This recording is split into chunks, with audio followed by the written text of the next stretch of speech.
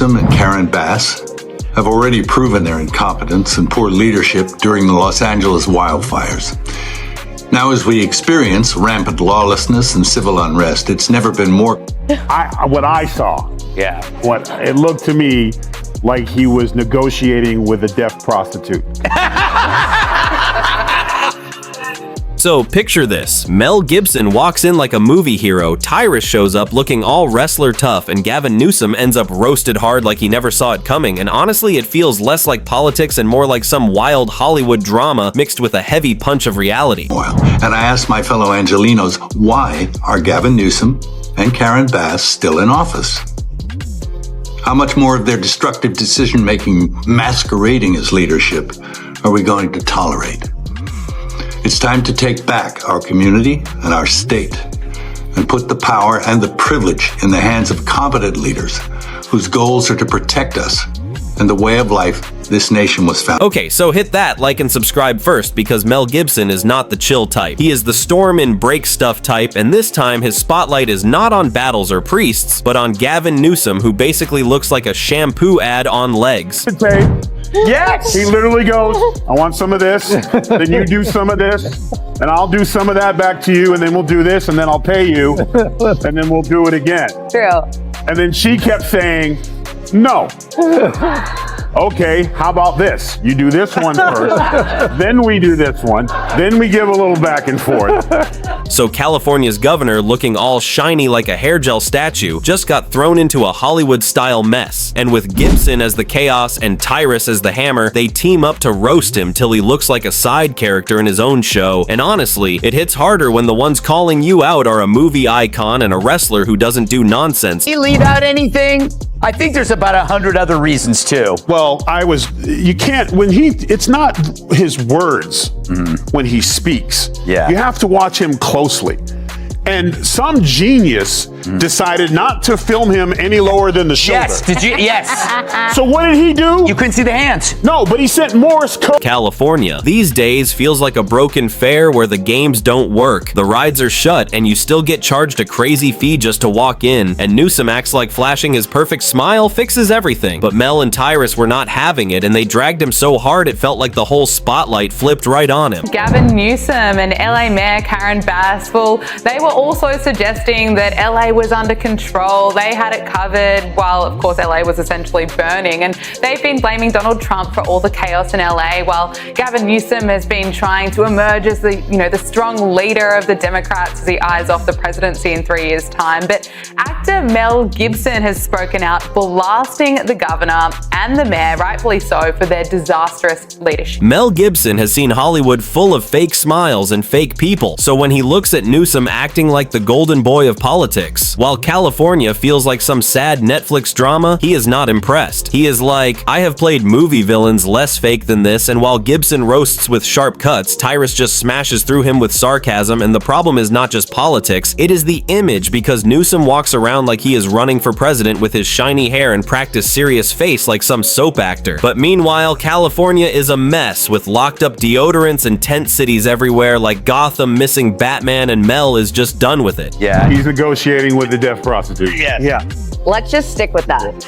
Yeah. More likely. Yeah. Now, a lot of people have been coming out and calling out, Gavin Newsom endlessly, and the biggest one of all is Mel Gibson. We all know that he is a very big, open critic of Gavin Newsom, and he continues to actually do that, and rightfully so, because we already know that there's a lot of issues going on right now within the state of California. So picture this. Gibson is calling out the mess. Tyrus is right there smirking like, yup, we see it. And Newsom is left looking like the prom king who just lost his crown. And it is not just them calling him out. It feels like a full roast show, because when a wild Hollywood star and a tough wrestler join forces to clown you, that is when your politics turn into meme material. California, meanwhile, feels like a busted road that hurts to drive on and still never gets fixed. And the best part is Gibson is not even trying to be polite. He is throwing giant movie-style insults while Tyrus backs him up with his own slam jokes together. They throw Newsom into a spotlight so bright it makes his dream of being the charming star with a perfect smile look more like the punchline. Lost his house in these wildfires. Yeah. And what you just saw there was an effort to recall the governor and Mayor Bass. Does his star power in this matter? it matters in the sense we're playing it now on national television on a highly rated Fox and Friends First show, and that has gone viral on social media.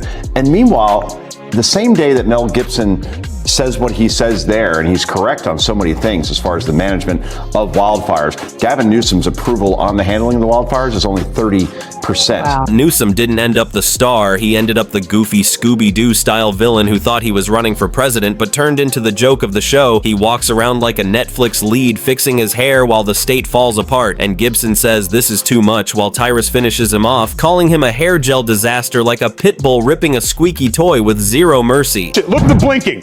Look, meet me at the house. Like, he's blinking. He's sending, I'm getting there. Hey, just so you know, I'm not wearing pants. Ew. And then, look, he's blinking. And then eventually the camera guy, realizing that he's signaling him, so he gets appalled, leans back, camera comes down, and then we're back to this. I'll do this for you. You do this for me a little. So he's saying whatever he's going to say. There it is. See, they couldn't hold him back. He's like, I'm not on film. Oh, I'm not. Nope. Imagine thinking you are untouchable and then boom, Gibson and Tyrus come swinging. Newsom thought only rival politicians or some late night jokes would jab at him, but instead he gets hit by a Hollywood fireball and a wrestling hammer. Gibson tears in like an action scene. Tyrus makes it clear this is not just about California. It is about a man dreaming of the White House while his state crumbles like a bad reality show. California should be sunshine and glamour, but under him it feels like a busted carnival with high rent, crime, and blackouts. And through it all, his hair stays perfect. Like that is the only thing working. Gibson mocks it, Tyrus slams it, and in the end, Newsom is left clinging to his slick strands while his whole stage collapses around him. Oh, well, speaking of full of isn't it? I'm sorry, I'm confused. He's still governor, right? Yes. Yeah. So he could do something about it. That's the most irritating thing, is like, why did anyone say with a follow-up where he's like, the homeless situation is ridiculous? Follow-up question, aren't you governor? Yeah. Like, that's the difference. That's the difference between the radical left and President Trump.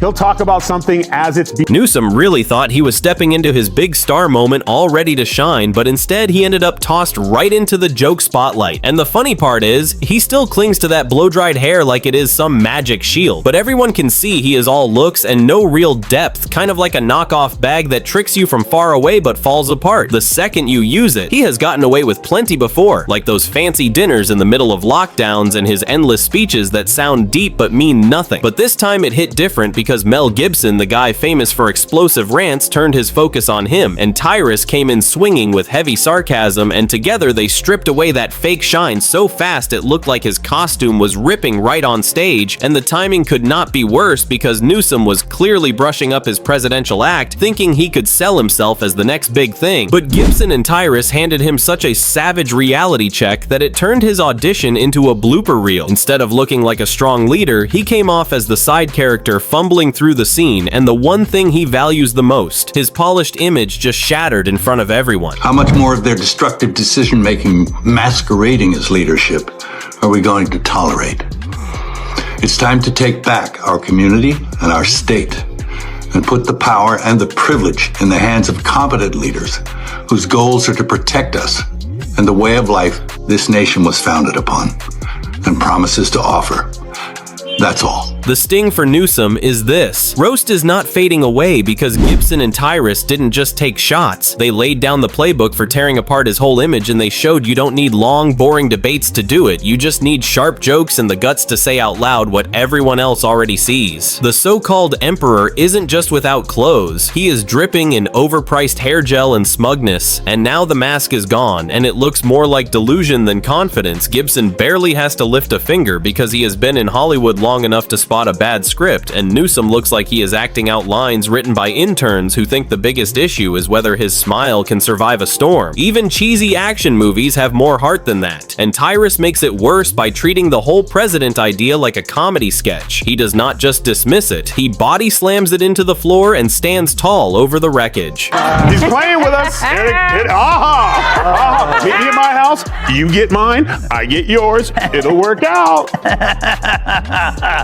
Paul, Are they capable of soul searching? It feels like the party itself has no soul. Yeah, no, they have no soul. You know, it's a really interesting statement. If you just kind of, you can break it in two. He spends the whole first part of that saying, we lost because this. Essentially what he says is, folks, we were on the wrong side of every issue last For Gibson and Tyrus, the thought of Newsom running the whole country is like handing the space shuttle keys to the guy who already crashed the golf cart. May be funny for a few seconds, but everyone knows it ends in disaster, and his track record is basically a playlist of California's biggest fails with homelessness, crime, and chaos everywhere, and the way he deals with criticism makes it even worse. Instead of fixing things, he just polishes his look and acts like that makes him right, kind of like a kid trying to ace a test with glitter letters. Gibson slices through that fake shine with the rage of a man who has fought battles on screen, and Tyrus just shrugs and says this act would not even survive one round on America's Got Talent. And if Newsom ever hit a debate stage, it would be a joke, seasoned fighters on one side and him on the other, practicing his smirk, hoping the lights hit just right. Gibson would call it casting a background extra as the star. Tyrus would call it pure satire, and the timing could not be worse since Newsom is already busy staging his perfect image in swing states. And while he is trying to look presidential, Gibson and Tyrus are roasting him into viral content. He can't win if he fights back. He loses. If he stays quiet, it lingers. So either way, he is stuck in their comedy chokehold with no way out. If you love this kind of juicy drama, then stick with Jacob Reports, hit subscribe, turn on the bell, and catch every wild roast and twist right here.